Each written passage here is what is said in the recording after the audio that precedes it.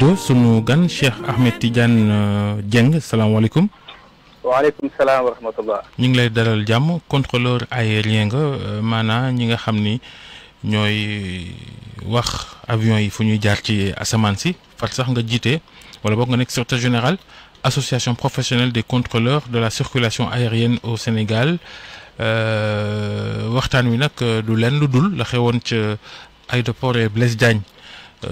bërki biig di avion boobu nga xam ni avion Transair la bu Air Sénégal loué woon waroon yóbbu ay nit Bamako waaye bi muy waaj a naaw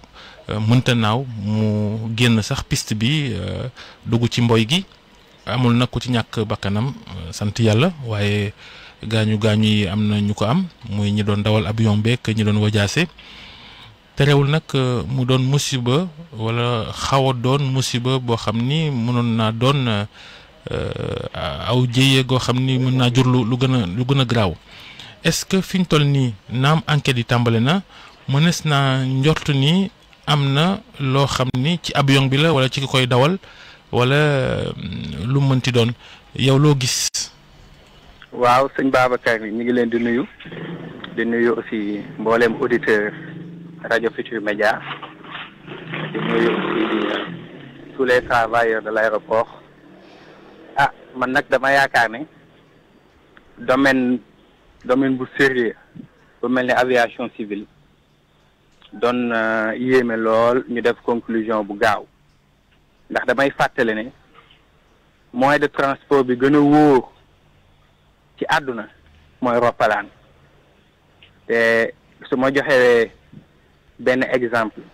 2023 centre Dakar ñun contrôleur aérien yi géré nañ 13 329 vols te déggoo ci benn incident loolu moo lay won ne le taux d'incident wala boog le taux d'accident nekkul sax 0,02%. waaye nag li xew moom. mais ñàkkul ay incident technique nag. waaw 100% moom amu ci xanaa. waaw technique moom loolu maanaam enquête bi rek moo ko mën a déterminer waaye li ñuy wax daal moom maanaam li ñuy félicité woo mooy l'incident a été très bien géré te loolu ñu ngi fiy félicité sunu collègues yi nekkoon ci position bi ndax nag yombul dama lay wax nga toog di contrôler te sa micro jékki-jékki gis luy tàkk soo amul fit mbaa nga dëgër mbaa nga xam fi ngay teg sa tànk daanaka panique bi rek yow mën naa tax nga jël décision boo jëlul tamit di féliciter aussi sunu gars yi mooy les pompiers d'aérodrome aussi des gens très professionnels qui ont très vite réagi ba tax ay bi mënul na yegg feneen ndax tàkk-tàkk ci roppalaan lu ko gën a dangereux amul technique la wala du technique yaakaar naa ni Sénégal dañoo bokk ci mbootaay bu ñu tuddee OACI yi. waaye sëñ Dieng ci ñun xibaar yi ñu am. avion bi keroog talaata bi muy jógee Cap Skirring di ñëw Ndakaaru di ñëw aéroport Diass signalé woon nañ ni am na jafe-jafe bu pompier yi wàcc ci piste bi di ko xaar mu wàcc bi mu wàccee ñu contrôlé ne non benn moteur bi moo sauvé rek loolu mooy sunuy xibaar est-ce que loola warul woon doon alerte ndax mécaniciens yeeg techniciens yi xool nañ ko non garaawul dafa sauvé rek est-ce que loolee itam du loo xam ni njuumte la. waaw sëñ Babacar damay dellu fàttale ne domaine bu nekk bokk na ci domaine yu gën a sérieux ci àdduna te avion du décoller mukk tant que saytuwuñ ko ba xam ne lépp luy technique jaar na yoon te ñi koy def c'est des inspecteurs qualifiés d'abord li jiitu loolu mooy moom balaa muy voler day am certificat de navigabilité te dañ koy saytu biir saytu ko biti xool ndax war naa voler loolu nag nit ñi tuddee problème mën naa bañ a doon problème ndax daa bokk ci ay procédures waaw. ñi may déglu. Cheikh Ahmed Tidiane waaw demal. ñi may déglu nekk ay professionnels ci milieu bi xam nañ ne pompiers yi li ñuy teeru ci roppalaan buy waaj a wàcc du jeex ndax loolu mesure de prévention ndax ñun sécurité la ñuy def. oui mais bala maa bàyyi Alimou Cheikh Ahmed Tidiane certificat de navigabilité nga wax mooy kay di wane ne avion mën naa naaw ay avion yàgg nañ leen koo jox te fekk waruñoo naaw 2015 avion Sénégal Air di avion hôpital boobu nga xam ne moo jóge woon Burkina doon ñëw Sénégal te mbëkkanteeg benn avion bu Guinée équatoriale amoon na warul woon naaw te naaw na. ah sëñ Babacar loolu moom yaa ma ko yëgal ndax man 2015 maa ngi fi woon te rapport enquête bi BA génnee mooy bureau d'enquête accident tamit boo ko demee yër xam naa ni du loolu nga ciy fekk waroon naa am ak warula am tamit yaakaar naa ni ay boroom xam-xam ay experts ñoo ko saytu jox ko certificat de navigabilité. donc man je ne suis pas la voie autorisée pour di leen démentir léegi nag machine la ñi ko defar tamit ñoom ay doomu aadama lañ li ëpp solo maanaam ba ëpp solo mooy à chaque fois sécurité day tax maanaam ñu éviter jéeyo yu mel nii. Cheikh Ahmed Tidiane. waaw. ci premier élément d'enquête yi ñu jot a lire en tout cas ci presse bi am nañ ñi wax ni amoon na ay nid d'oiseau ak ay SM d'abeille ci moteur bi loolu garaaw na non. waaw Mouhamadou Alimou Ba maa ngi lay nuyu. xam nga damaa mës a seetaan benn documentaire. li Alimou di wax ci wolof mooy dañoo fekk ci moteur bi ay tàgg picc ak ay yamb ci wolof. dégg naa la loolu sax man daf may reeloo ndax daa mënta ne xam nga Mauritanie moom lañ tuddee le pays aux millions de poètes waaye Sénégal man maa ko tuddee le pays aux millions d'experts ndax Sénégal ñëpp ay experts lañ lu ñu xam ak lu ñu xamul loolu dafa reetaanlu ndax mënta ne waaw mënta ne ndax boo demee aéroport am na brigade boo xamante ne ni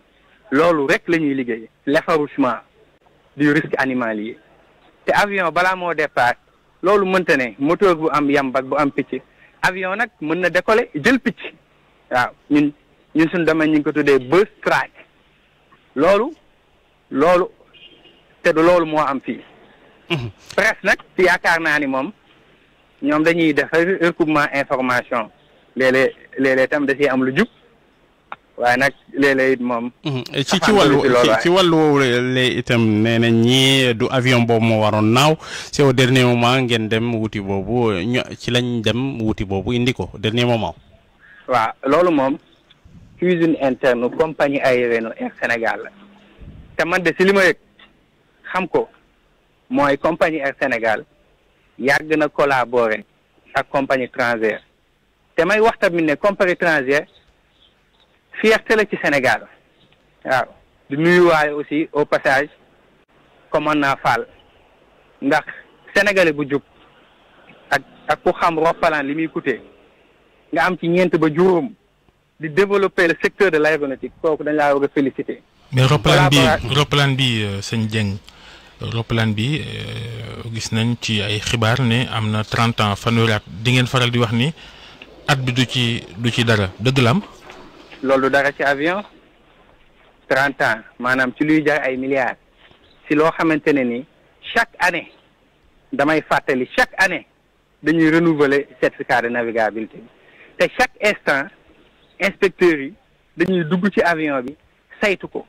maanaam sécurité moom gis nga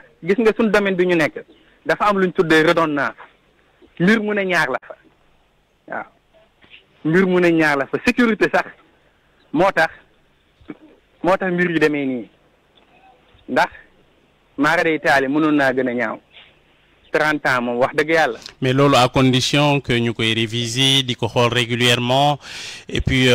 pour éviter d'éventuelles pannes wala d'éventuels problèmes yoo xamante ni mun na jur jaye parce que gis nañ quand même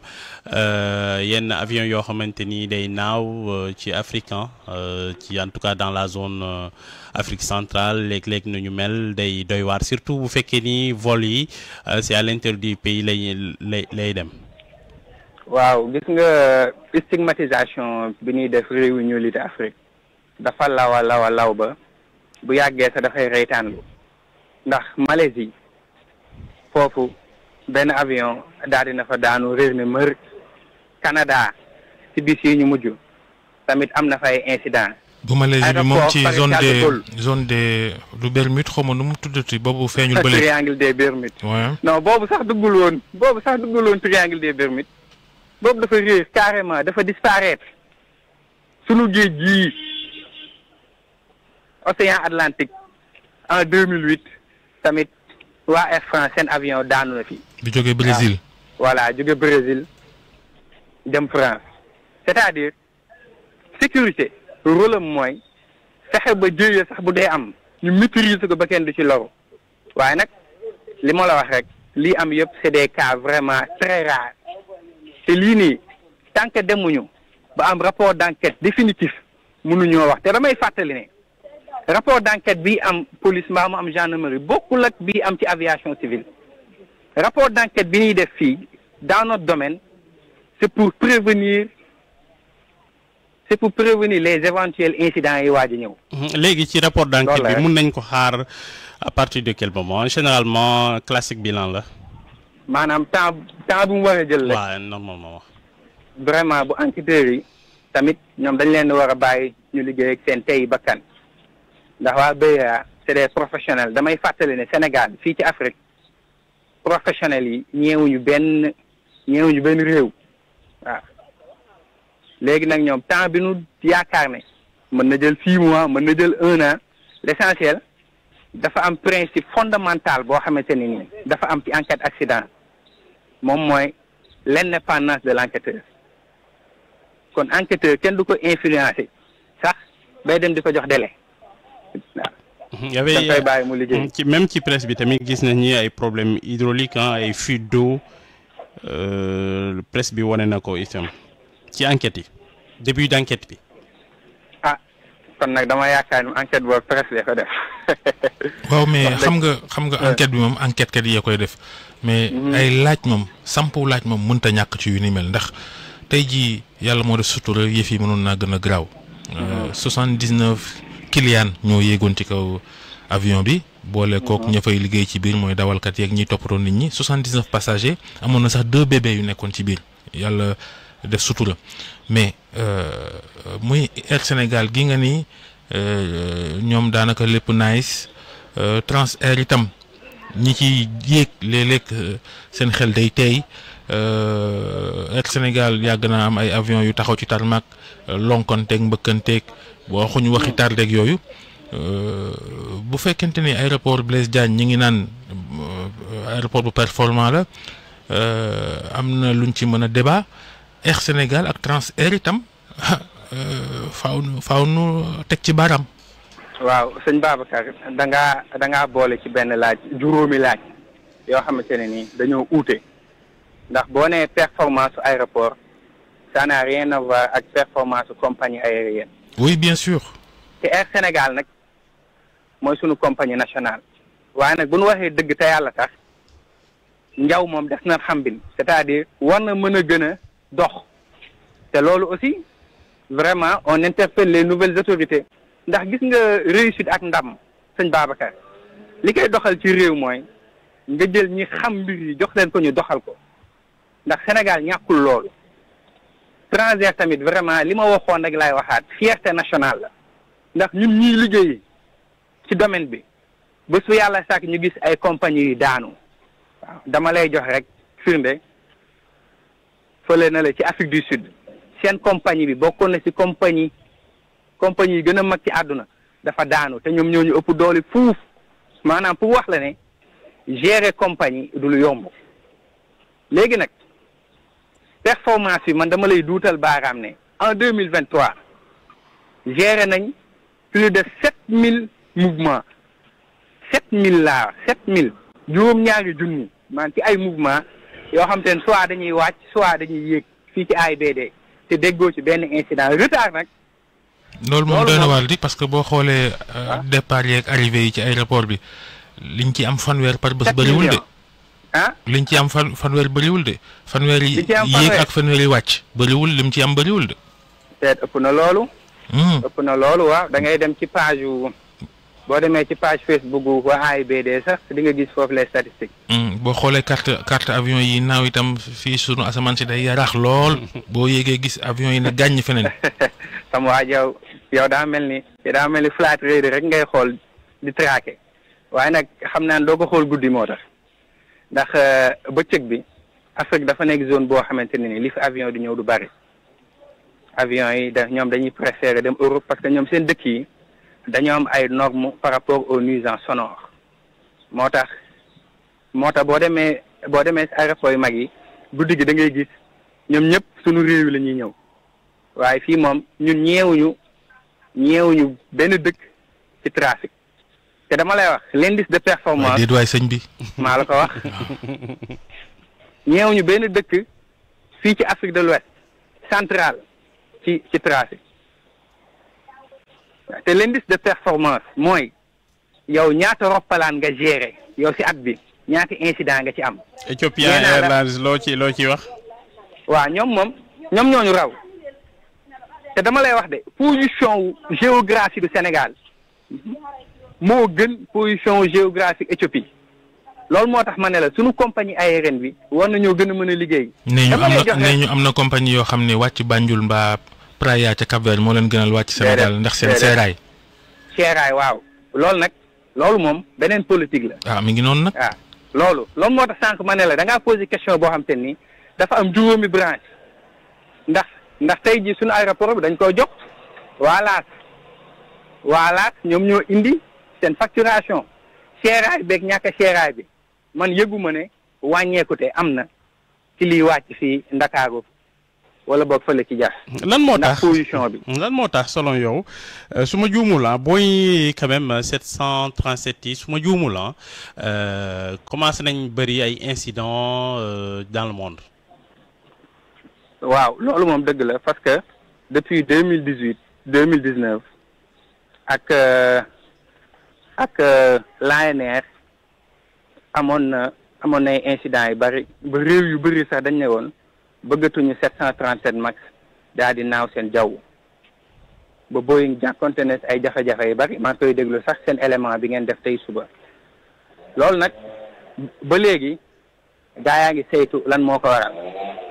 te sax ci fan yi ñu génn fële na la ci Amérique dafa am ñu nu tuddee whistleblower maanaam moom mooy liñ commencé def fii Sénégal mooy les lanceurs d'alerte ñu ci bari génn nañ commencé di joxoñ baaraam Boeing 737 faa yi ci am ak yu mel noonu waaye tamit loolu yëpp terewul Boeing yi ba ñu dalee naaw kenn xamul nu mu toll te bu ñu demee saytu roppalaan yi ëpp yu ñu def incident du Boeing 737. waxtu bi jeex na mais dañu bëggoon xam ba xam nit ñi seen xel mën na dal ci am na kuy woote ci téléphone yi dañu bëggoon xam ba xam nit ñi seen xel war na mën a